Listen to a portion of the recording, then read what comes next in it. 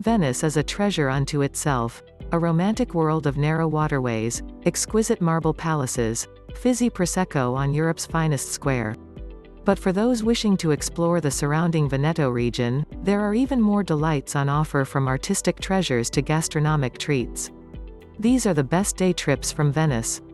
All of our favorite getaways from the city are within 2 hours by public transport or car. 1. Verona. Best day trip for romantics. Fair Verona is so much more than Romeo and Juliet. With treasures ranging from Roman architecture to contemporary art, not to mention vineyards on its fertile hillsides and fabulous restaurants in the city, you could easily extend your day trip in Verona to an overnight stay. Don't miss the magnificent Romanesque Basilica di San Zeno Maggiore, which contains the shrine to the city's patron saint. Although visitors are rightly drawn to Juliet's house, the city's real treasure is its magnificent Roman arena. Opera performances and concerts are staged here, but you can also simply visit and enact your gladiator fantasies. Nearby, on the banks of the Adige River, the impressive 14th-century Museo del Castelvecchio houses works by Renaissance and contemporary artists.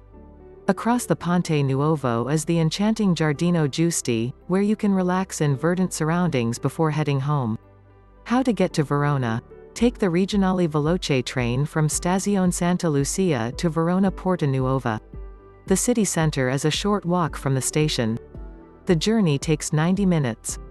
2. Padua. Best day trip for art lovers. Padua is said to be the oldest city in northern Italy and boasts Roman archaeological remains to prove its pedigree.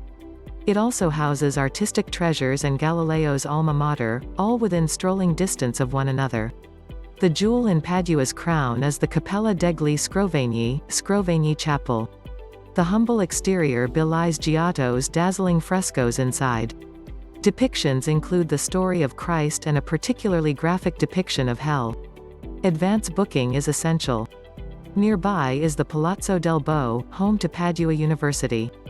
Guided tours in English include the Anatomy Theatre and a lectern belonging to the great astronomer Galileo. The Basilica di Sant'Antonio houses the patron saint's relics, while the university's botanical garden, which once produced medicinal herbs, is a renowned research center. How to get to Padua? Take the train from Stazione Santa Lucia to Padua, Padova. The Regionale Veloci, regional fast trains, cost a fraction of the Frecce high-speed trains and take just 26 minutes.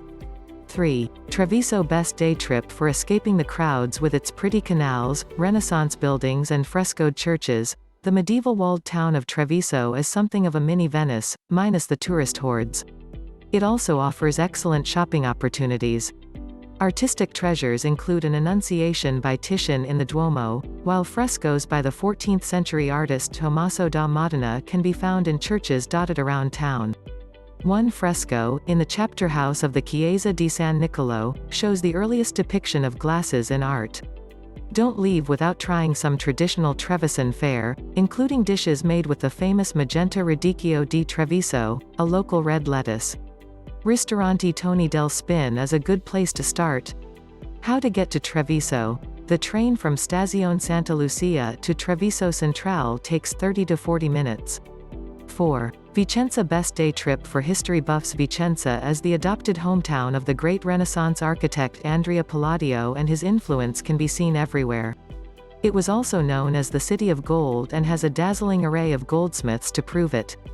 Palladio's most prominent achievement is the Teatro Olimpico, Europe's oldest surviving indoor theater. Although the structure looks like marble, most of it is built in wood and plaster. The Renaissance stage set is still used today for theater performances. Other Palladian treasures in the center include the Museo Civico, which contains works by Montagna, and the Loggia del Capitaniato. But it's not all about Palladio in Vicenza. There's the pretty Chiesa di San Lorenzo, with its tranquil cloister, and the Chiesa di Santa Corona, which contains the Baptism of Christ painting by Giovanni Bellini. How to get to Vicenza? Take the train from Stazione Santa Lucia to Vicenza. The Regionale Veloce train takes 45 minutes while the standard local train takes a leisurely 85 minutes.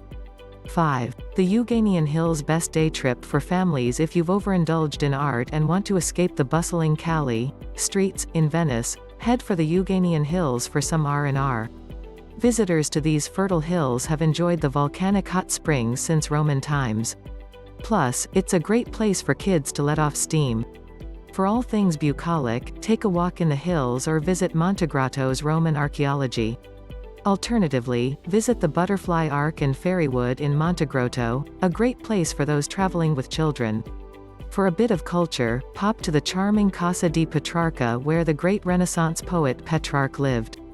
Montegrotto hotels and spas offer everything from the luxurious to purely medicinal treatments. The Hotel Mioni Royal San has half-day packages from €35, with a multitude of treatments from mud baths to aerosol therapy on the menu. How to get to the Euganian Hills? You can reach Montegrotto by train in 37 minutes from Stazione Santa Lucia. Alight at Terme Eugeni Abano Montegrotto where a handful of buses go to Arqua Petrarca. However, the easiest solution is to explore by car. The drive from Venice takes around 45 minutes. 6. Ferrara. Best day trip for foodies. Ferrara was home to the d'Este noble dynasty, which left an indelible mark on the city with an impressive castle and remarkable monuments. However, if you're a devotee of traditional Central Italian cooking, Ferrara is a mecca with its homemade tortellini stores and superlative restaurants. The imposing 14th-century Castello Estense towers over the center. The site of executions, its dungeons recall the d'Este family's fearsome power. For a less blood-curdling visit, see the Romanesque Gothic Duomo with its stunning facade. The fascinating Museo della Cattedrale is housed across the road in a deconsecrated church. The Palazzo dei Diamanti houses a mix of contemporary and Renaissance art. It's difficult to eat badly in Ferrara. It positively bulges with restaurants and food emporiums. Big night, Ristorante da Giovanni is worthy of your dime though. It serves excellent local dishes with views of the castle. How to get to Ferrara? The Regionali Veloce rapid regional trains run from Stazione Santa Lucia to Ferrara hourly and take 90 minutes.